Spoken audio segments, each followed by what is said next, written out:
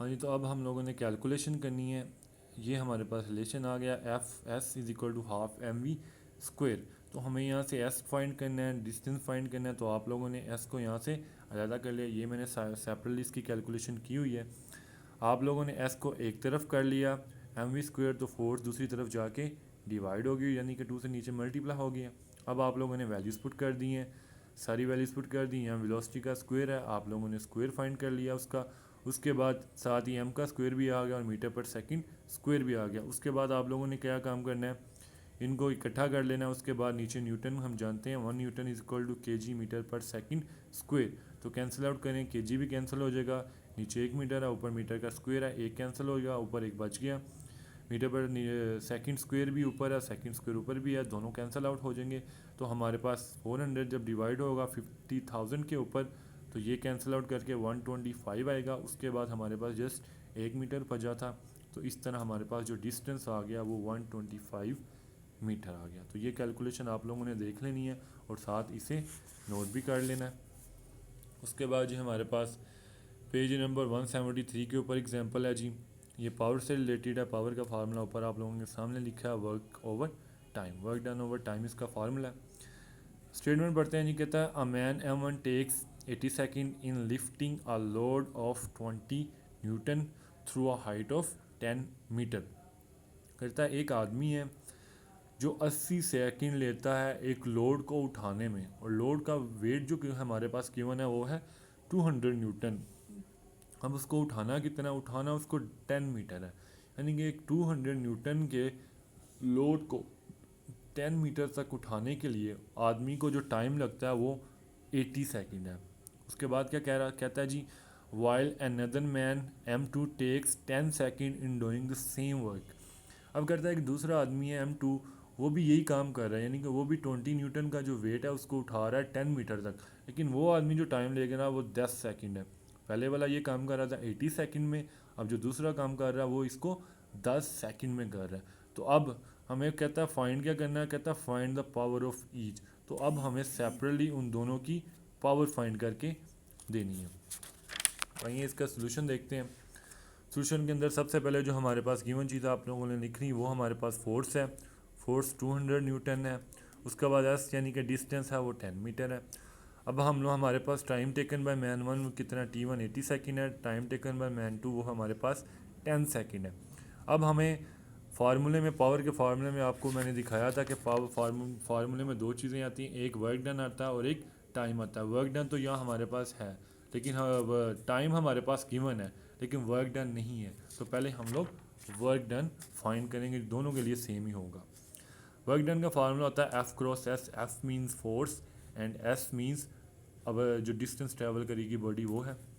तो एफ़ को आप लोगों ने ले लिया जो वैल्यू ऊपर गिवन है, और एस की भी वैल्यू ले ली, मल्टीप्लाई किया तो ये हमारे पास 2000 आ गया। न्यूटन मीटर जो होता है वो जोल के इक्वल होता है, ये मैंने लिखा हुआ है। तो इस तरह ये आप लोगों का आ गया है हमारे पास वर्क डन। उसके बाद आप लोगों ने क्या करना है, power of man one find करनी है। तो मैन वन की पावर के लिए work done over time taken by man one T1, ये आप लोगों ने पुट किया, कैंसिल आउट किया। जोल सेकंड, जोल सेकंड बेसिकली वाट के इक्वल होता है, तो ये 25 वाट इसकी पावर आ गई। सिमिलरली आपने मैन टू के लिए निकाला, work over time taken. Work done हमारे पास गिवन है 200 जोल, और टाइम भी हम लोगों ने पता है 10 सेकंड है। तो आप लोगों ने इसको डिवाइड किया तो ये हमारे पास आ गया 200, और सेकंड ऊपर जाके जोल सेकंड, और जोल सेकंड बेसिकली होता है हमारे पास, जोल सेकंड को बेसिकली हम लोग बोलते हैं वाट। तो ये इस तरह हम लोगों ने पावर दोनों की अलग-अलग निकाल ली। लास्ट एग्जांपल है जी हमारे पास इस चैप्टर की, वो एग्जांपल क्या कर देख लेते हैं उसको। कहता है calculate the power of a pump. हमें एक पंप की पावर कैलकुलेट करनी है, विच कैन लिफ्ट, जो उठा सकता है 70 kg of water through a vertical height of 60 metres in 10 seconds. हमें एक ऐसे पंप की पावर को फाइंड करना है जो कि 70 kg वाटर को उठा सकता है वर्टिकली अपवर्ड 16 मीटर्स तक 10 सेकंड के अंदर। तो हम लोगों को आल्सो ऐसे पंप की पावर फाइंड करनी है, और इसके साथ दूसरी चीज़ क्या फाइंड करनी, कहता है also find the power in horse power. अब दूसरी चीज़ जो फाइंड करनी है वो पावर को हॉर्स पावर में कन्वर्ट करना है। ये भी पीछे हम लोगों ने यूनिट पढ़ा है, तो इसको बाद में देखते हैं। हाँ जी, सबसे पहले मैस ऑफ द वाटर हमारे पास क्या है, मैस ऑफ द वाटर हमारे पास हम जानते हैं 70 kg दिया हुआ है। उसके बाद हमारे पास हाइट है एस, वो भी हमें गिवन है, वो क्या हमारे पास जी 16 मीटर है। उसके बाद हमारे पास क्या है जी टाइम टेकन है, टाइम टेकन कितना लिया है उसने 10 सेकेंड लिया है। उसके बाद फोर्स रिक्वायर्ड, अब हमें वो फोर्स चाहिए जिसके ज़रिए हम लोग उस 70 kg वाटर को उठा रहे हैं। बेसिकली वो फोर्स मैंने बताया कि उसके वेट के इक्वली ही होगी।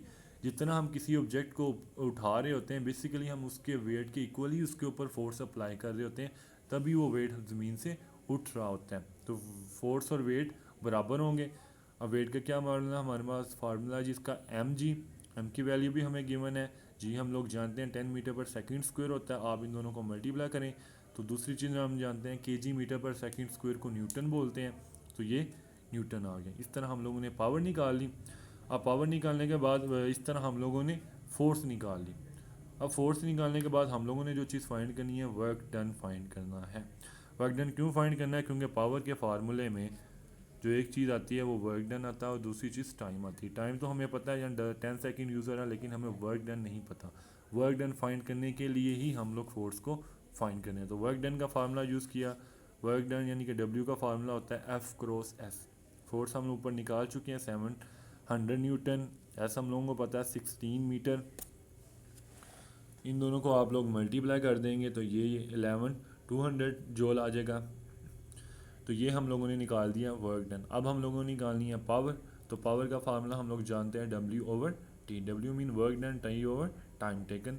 तो वर्क डन हम लोगों ने निकाल लिया, ऊपर आप लोगों ने वर्क डन पुट कर लिया, नीचे टाइम टेकन है तो नीचे आप लोगों ने टाइम टेकन टी की वैल्यू पुट कर दी। जब आप इन दोनों को डिवाइड करेंगे कैलकुलेटर के ऊपर करेंगे, कहीं से कर सकते हैं, 100 से कैंसिल हो गया, बाकी 1120 बच गया। नीचे सेकंड है, सेकंड ऊपर जाके कन्वर्ट हो जाएगा सेकंड पर सेकंड में, तो जूल पर सेकंड को पीछे भी पता है आपको वाट कहते हैं। तो इस तरह ये हमारे पास 1120 वाट में आ जाएगा।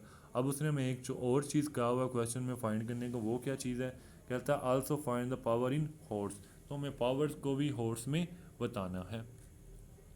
तो पावर को हॉर्स में बताने के लिए आपको पीछे यूनिट दिखा देता हूँ कि बुक के ऊपर उसने ये रिलेशन दिया हुआ है कि 1 हॉर्स पावर जो होती है वो इतने वाट के इक्वल होती है, 746 वाट के इक्वल होती है जी 1 हॉर्स पावर। तो हम यहीं पे यहाँ भी ये रिलेशन यूज़ करेंगे, 1 horse power is equal to 746 watts.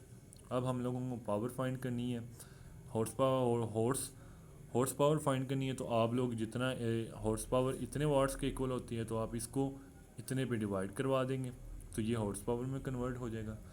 इस तरह आप इसको डिवाइड करेंगे तो हमारे पास 1.5 हॉर्स पावर्स में आंसर आ जाएगा।